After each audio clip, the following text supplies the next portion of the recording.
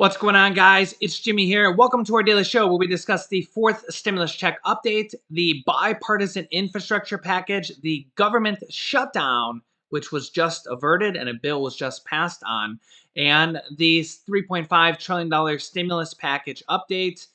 Yeah, we got a lot to talk about. A lot is going on in Congress, the Senate, the House of Representatives, and I will be bringing you guys daily updates on what is going on, daily news on everything you need to know about money, investing, and pretty much everything you need to know about. So new videos come out every day at 10 a.m., 3 p.m., and 8 p.m. Eastern Standard Time. If you find these videos helpful, don't forget to hit the like button for us down below. Last night, the U.S. House of Representatives and the Senate passed a bill to prevent a government shutdown. This would keep over 2 million Americans, non-elected officials, in their job, prevent a government shutdown. I do need to note that this government shutdown does not pass a debt limit ceiling height, which would prevent the government from running out of money in mid-October around an estimated date of October 18th. Okay. The debt ceiling is still looming, as you can see here. The debt limit ceiling has not been passed. There's a lot of misinformation, people reporting that wrong. The government shutdown has been averted. That has been passed until December, but the debt limit ceiling has not been passed. Here is it directly from Forbes on the screen. The House of Representatives on Thursday passed a stopgap spending bill to keep the government funded through December and avert a government shutdown. Though the measure did not address the looming debt ceiling crisis that could plunge the U.S. into uncharted economic territory next month. Remember that the debt limit ceiling has not been passed. The government funding for the government shutdown has been passed, okay? Just so we're clear on that. Senate Majority Leader Chuck Schumer is trying to vote again on this next week in the Senate. The House of Representatives has passed a standalone bill to avert the debt limit ceiling. But remember, it's not the House that is the concern, because the House can pass bills on their own to raise the debt limit ceiling. It's the Senate where the issue is. And that is where we need Republican either consent or we need 10 Republicans to vote yes. So we actually, Chuck Schumer, the leader of the Senate and the leader of the Democrats in the Senate, is actually going about it a different way now, where he's actually just asking for unanimous consent now, which is actually was done previously in a reverse roles back in the past, like around 10 years ago, when the Republicans had control of the Senate. Mitch McConnell, Democrats actually granted unanimous consent to the Republicans in the past to raise the debt limit ceiling. They tried to do that 2 days ago now at this point, but Mitch McConnell did not let the Democrats do this. So basically, if the Republicans just allow the Democrats to do it, grant them unanimous consent, basically all the Republicans say okay, the Democrats will be allowed to raise the debt limit ceiling with just the 50 to 51 votes in the Senate to raise the debt limit ceiling and avert this financial disaster that is quickly looming here. It is now October 1st, and we're going to hit this debt limit ceiling around October 18th. I say around because it's an estimated date. It could come a little bit sooner. It could come a little bit later. And remember, Social Security payments could be affected. Payments to the military could be affected. Medicare, Medicaid could be affected. States could be affected. Anything having to do with government funding could be affected. I will put this article directly here on the screen for you from Yahoo Finance, a pretty credible source. There are articles like this all over the internet. Here's a couple more sources from The Hill. By refusing to raise the debt limit ceiling, Republicans are gambling with American Social Security benefits. Maybe you trust CNN. Nearly 50 million seniors could face Social Security payment delays if the debt limit ceiling isn't raised. Maybe you don't trust CNN, and maybe you trust Fox News. Here's an article from Fox News. Senate blocks bill to suspend debt limit and avert government shutdown. that may delay Social Security. Like I said, there's articles like this all over the internet. So I show you these here directly on the screen so that you know that this stuff is legit. They need to raise the debt limit ceiling, or else Social Security, payments to the military, payments to school systems, payments to states, anything Medicare, Medicaid, SSI, SSDI, the VA, anything having to do with money coming from the government, if they don't raise the debt limit ceiling, will be or could be affected on October 18th when or if we reach the debt limit ceiling. There's a lot of could be's and ifs and maybes and buts because we've never actually had a default happen. When it actually happens, trust me, we don't want it to happen. um, we're not exactly sure how it's going to all go down. The government may have to pick and choose their payments. There'll still be money coming in, but remember, the government already runs a deficit. The government is spending more money than they take in every single day and has been for many, many years. Remember that former President Donald Trump added $8 trillion to the deficit. So, I mean, if you think about that, that was $2 trillion added to the deficit every single year. And that's before Biden even came into office. So, we're running a deficit every single year. So, if you figure that out on a day to day basis, we're losing money every single day. So, yeah, we have to raise the debt limit ceiling just to cover the debt, just to cover the interest on all of our past debt. In 1990, our national debt was around $3 trillion. Now it's $28.5 trillion. So in not much longer, we're going to be at $30 trillion. And in 1990, we were at $3 trillion. So 1990, $3 trillion, we're now close to $30 trillion. So in another 20 years, we're going to be at $60 trillion. And eventually we're going to be at $100 trillion. And it's just kind of the way things are. You know, countries all around the world do this. And I mean, you can let me know your thoughts down below in the comments, but the national debt, I mean, we could have a whole series of videos on the way it works, but we have to raise the national debt just to pay the interest on all that, or else the country goes default. We can't not raise the deficit, or raise the national. Well, yeah, raise the deficit actually, or raise the national debt limits. We have to do it just to pay the interest on all the past debt. But Republicans are refusing to do it at this point. They're forcing Democrats to do it, even though we have to do it. Just former President Donald Trump actually added more to the deficit than any past president, $8 trillion in just 4 years. But Republicans are forcing Democrats to raise it on their own, which at first Democrats kind of said, no way, we're not going to do that. But now they're like, okay, fine, we'll do it, but just let us do it through unanimous consent. They don't want to do it through the reconciliation process because they say they don't have time now in the next 17 days. So all the Republicans need to do is basically say, okay, we will give you unanimous consent to do this, but Republicans are refusing to do that at this point. So I'll keep you updated on that situation. Next up is the infrastructure bill that did not happen last night. That's correct. So all last night, Nancy Pelosi and the Democrats scrambled to figure out if they were going to pass the infrastructure bill. But it became pretty apparent that the negotiations went pretty sour. And it had a lot to do with, one guy. Ironically, Senator Joe Manchin from the Senate, even though the vote is going on in the House, and the vote is on the physical infrastructure package. Because remember, the physical infrastructure package and the stimulus package are tied together. Their fates are bound.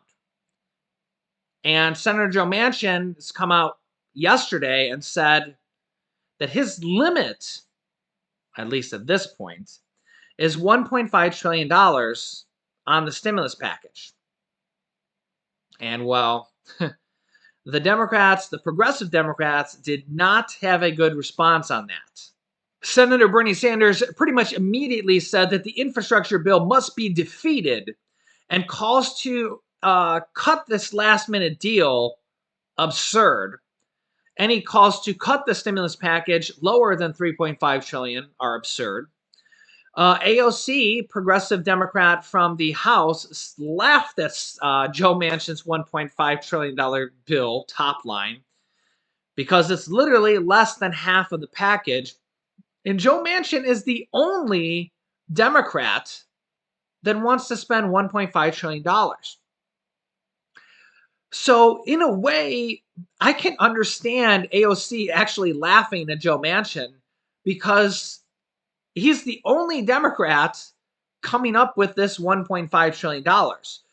So, it's literally like there's all the Democrats, mostly all the Democrats over here. There's maybe a few Democrats in the middle, and then there's Joe Manchin kind of all off on his own here on an island by himself with a $1.5 trillion price tag. Like, just like with his own number in mind. It's like he's over here on a Republican island. I could already see the comments. Well, Jimmy, he probably is a Republican. He is a dino, a Democrat in name only. I could see the comments saying, yeah, they should have switched Mitt Romney for Joe Manchin a long time ago. And you might not be wrong. I could already see the comments saying, yeah, Joe Manchin's going to have a hard time getting reelected. And you might not be wrong there either. The problem with Joe Manchin is that he's the only Democrat saying 1.5 trillion. Nobody's backing him on the Democratic Party. He may have some Republicans backing him saying, yeah.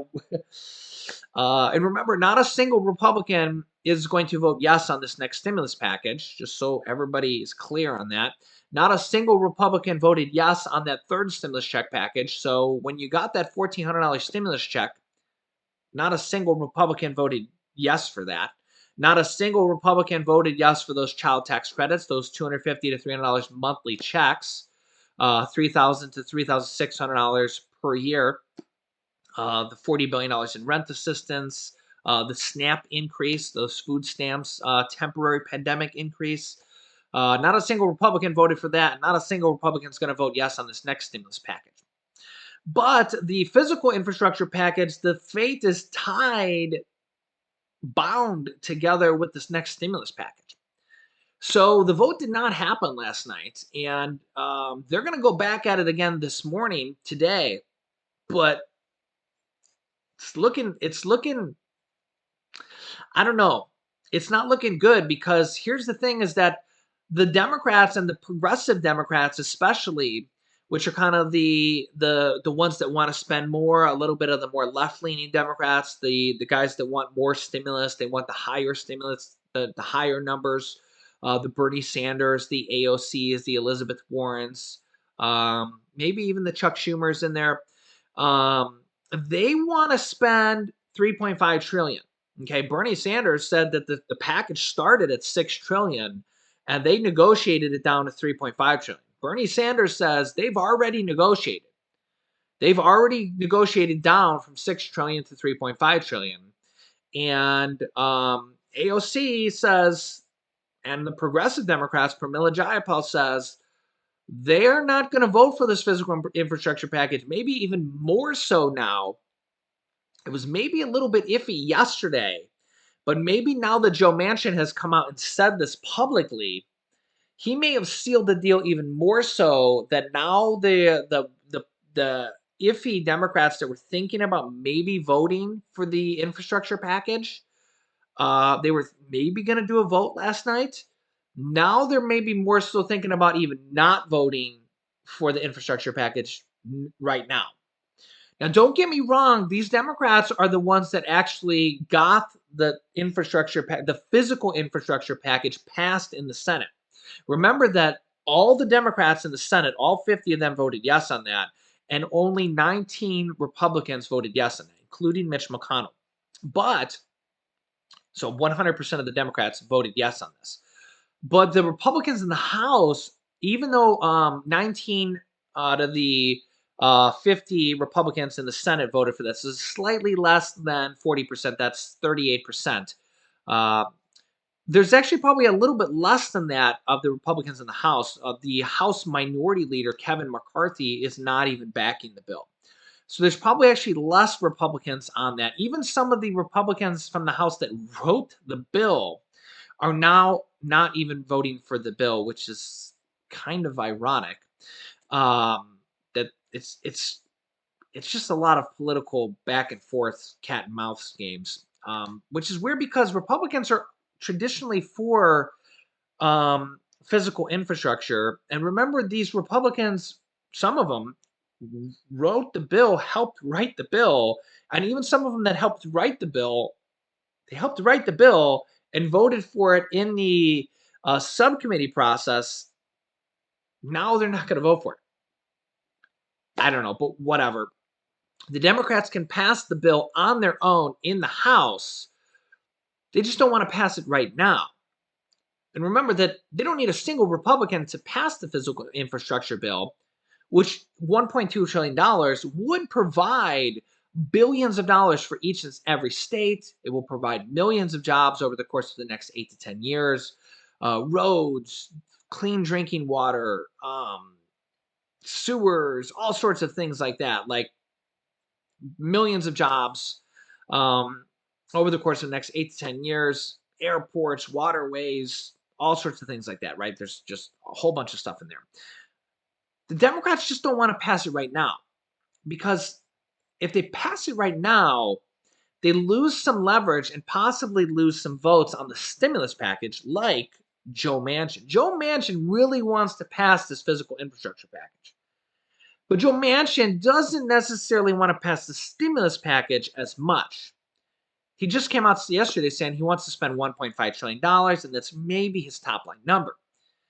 But he wants to pass the physical infrastructure package much, much more than he wants to pass the physical infrastructure package more than he wants to pass the stimulus package. Do you see now why they want to tie them together? And if you listen to AOC's interview that we had on the show yesterday, what she said was, listen, a lot of Democrats, progressive Democrats, don't even necessarily agree with a lot of the things in the physical infrastructure package, but they're willing to vote for it because they're going to put aside some of the things that they don't like in that bill to get some of the things that they want in the stimulus package. Give and take, right? Bipartisan. That's give and take. That's how you get things done. You give and you take, right? Just like Joe Manchin is supposed to be give and taken again, but he's kind of off on that island all on his own, where he's the only Democrat. Can we call him a Democrat still? Let me know your thoughts in the comments. He's the only Democrat that wants to spend 1.5 trillion, and he's just kind of come up with this number on his own. There's no other Democrat that wants to spend 1.5 trillion. The vast majority of Democrats, I don't know how many, 80 or 90% of them want to spend 3.5 trillion. I mean, that's literally what the bill passed the subcommittees in the House at, 3.5 trillion. If Joe Manchin wasn't there, they would pass this bill at 3.5 trillion. They'd have Kirsten Sinema to deal with, and they'd get the bill passed at 3.5 trillion, literally. They'd probably get this deal done at 3.5 trillion. They'd have all this last minute negotiations, maybe be able to throw a forced stimulus check in there. They'd have those monthly child tax credit checks in there for 65 million children, which are literally checks every single month. Bernie Sanders wants to throw in that $1,000 stimulus debit card in there for seniors. Who knows what would be added in there at the last minute? Remember, they always throw in those goodie bags at the very last minute. The second stimulus check was added in there at the very last minute for the second stimulus check package. The third stimulus check package had the $10,200 unemployment tax break added in there at the last minute. Who knows what would actually be added in there at the last minute? But then we have Joe Manchin doing the same thing that he actually did from the third stimulus check package, which he did do the whole process. If you've been watching the show for a while, he did the same thing in the third stimulus check package This time seems like he's maybe a little bit more hard-headed. Is he just grandstanding again? Will he come along and vote yes at the end of the day? Because he really did do this same process last time. Will he just say yes and this is just part of his MO? Is he just doing this for his 15 minutes of fame every day? You let me know your thoughts down below in the comments. But the problem is if he really wants to cut it down to 1.5 trillion, they're going to have to make significant cuts. I don't think they're going to have to really cut it to 1.5 trillion. I think if they really do have to negotiate with him, it'll be somewhere in the twos. The package will have a 2 in front of it, 2.5, somewhere in there. A lot of Democrats will actually maybe be upset about that. If you come from 3.5 trillion down to 2.5 trillion. But remember that on October 1st, which is today, they get more reconciliation cards. Today is the start of the new fiscal year. Interesting question that I've started to see in the comments. Jimmy, today's the start of the new fiscal year. They get more reconciliation cards. And you know that because I have said that from past videos. What happens to that old reconciliation card from the last fiscal year? That is a great question that I do not know the answer of, or I do not know the answer to. The reason I don't know the answer to is because I have literally never seen anybody answer that question. I even tried to look it up and can't find the answer. Never seen Nancy Pelosi answer it, never seen Chuck Schumer answer. And I would think it would be a huge deal if it was like expiring. So my guess would be I don't think it's expiring. I think they can still use it because my thought is that if it was expiring, like they had to use it by September 30th or else they lose that reconciliation process. I would think it would be huge headline news, but like nobody made a big deal about it and I can't find information about it anywhere. But who knows? I mean, maybe we'll hear something about it, but literally no information. Never heard Nancy Pelosi or Chuck Schumer say anything about it anywhere. Can't find anything about it anywhere. So yeah, but they do get more reconciliation cards starting today, which is the start of the new fiscal year, October 1st. So there will be more stimulus packages this year, which is the start of the new fiscal year, which is actually for 2022. So sometime throughout the next 12 months until the next midterm elections, which is November 2022, which is when the Senate and the House go up for re-election, there will be more large packages like this, stimulus packages, which have who knows what in them. Whatever they don't pass in this next stimulus package could be in there. There could be stimulus checks in the future.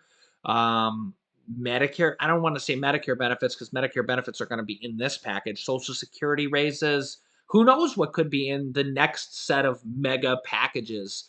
But as you know, whenever they do these mega reconciliation packages, they put all sorts of things in there.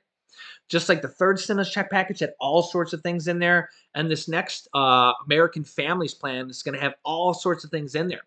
So if they do have to cut down the package in there, you know, we're talking about monthly checks for children, a possible fourth stimulus check, free college, Medicare benefits for seniors, hearing, dental, vision, hearing aids, dentures, lower the Medicare eligibility age to age 60, and you know all the things that they're talking about in black here. They could include some of these items or half these items or whatever in the next package down the road. So the Democrats really have a full year to still use reconciliation cards, reconciliation processes until the Senate and the House go up for re-election. And that's if the Democrats lose the House or Senate. So if the Democrats win the House and Senate next time around and still gain control of both of them, they're going to keep on using reconciliation cards if they control both of them. So, you know, I'll keep you up to date on all this stuff. But if the Republicans win control of the House or the Senate, then they have to go back to bipartisan where they have to, you know, the Democrats won't control both of them. The Democrats are in a unique position, like the Republicans were back in 2017 when the Republicans controlled the House, the Senate, and the presidency, and they passed the 2017 Trump tax cuts, which added up around $2 trillion to the deficit. So I will keep you up to date. Make sure to subscribe down below and make sure to check out Julian's Adventures, our new video with our son. I will link it right here. Click that video if you haven't yet. New Julian's Adventures. We went to the Asian Lights Festival. Pretty awesome video. So thanks for watching, guys, and I will see you in the next video.